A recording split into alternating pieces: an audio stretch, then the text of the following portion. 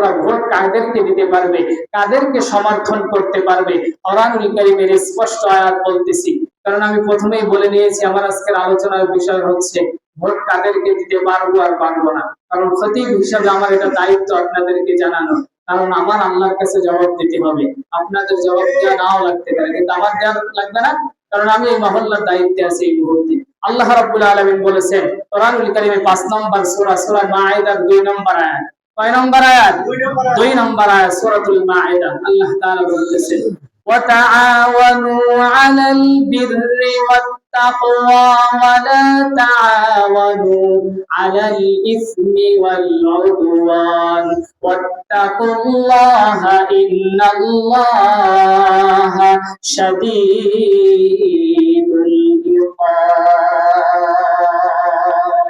আল্লাহ রাব্বুল আলামিন বলেছেন, ও জনপদের মানুষেরা শুনে নাও, তোমরা সর্ব অবস্থায় ভালো এবং ইনসাফ যারা থাকে, যারা সঠিক পথে থাকে তাদেরকে সাহায্য করবে, এবং ওয়ালা তাআওয়ানু আলাল ইসমি ওয়াল উদওয়ান, তোমরা কোন অবস্থাতেই খারাপ মানুষের সঙ্গে, খারাপ গোষ্ঠীর সঙ্গে যারা মানুষের প্রতি জুলুম করবে, অত্যাচার করবে, জেনে শুনে কখনোই তাদের সঙ্গে তোমরা থেকো না। ওয়াত্তাকুল্লাহ, তোমরা আল্লাহকে ভয় করো। ইন্নাল্লাহা শাদীদুল ইকাব, নিশ্চয়ই তিনি অত্যন্ত শাস্তি দানে কঠিন। কার কথা? আল্লাহর কথা। আল্লাহ বলেছেন তোমরা সঠিক এবং ইনসাফের পথে থাকো, কোন অবস্থাতে অন্যায়কারীদের সঙ্গে থেকো না। ওয়াত্তাকুল্লাহ, তোমরা আল্লাহকে ভয় করো। কাকে ভয় করো? আল্লাহকে ভয় করো। ইন্নাল্লাহা শাদীদুল ইকাব, কারণ হলো আল্লাহ শাস্তি দানে কিন্তু অত্যন্ত কঠিন। এজন্য আল্লাহর শাস্তিকে যদি ভয় করেন, আপনার আমানত কোন অবস্থাতে বিক্রি করে দিবেন না। আল্লাহ রাব্বুল আলামিনের হাবিব জানিয়ে দিয়েছেন।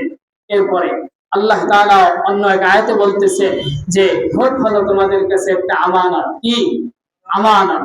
আমানত অবশ্যই রক্ষা করতে হবে, কি হবে না? অবশ্যই হবে। আল্লাহ তাআলা বলতেছেন সূরাতুল মুমিন, কি সূরা? মুমিন, 23 নম্বর সূরা, 8 নম্বর আয়াত। বাড়িতে গিয়ে মিলিয়ে দেখবেন। আল্লাহ তাআলা বলছেন ওয়াল্লাযীনা হুম লিআমানাতিহিম ওয়া আহদিহিম রাউন, মুমিনের দায়িত্ব হলো তার আমানতকে রক্ষা করা। কি করা? আমানতকে অবশ্যই রক্ষা করতে হবে। মুমিন যদি আমানতের রক্ষা না করতে পারে, মুমিন কখনো নিজের ঈমানের রক্ষা করতে পারবে না।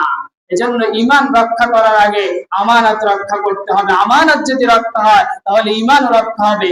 আমানত যদি কোনো অবস্থাতে কিছু লোভের কারণে বিক্রি হয়ে যায়, ঈমানও সঙ্গে সঙ্গে বিক্রি হয়ে যাবে, ঈমান আর থাকবে না। এজন্য কোনো অবস্থাতে আমানত বিক্রি করা যাবে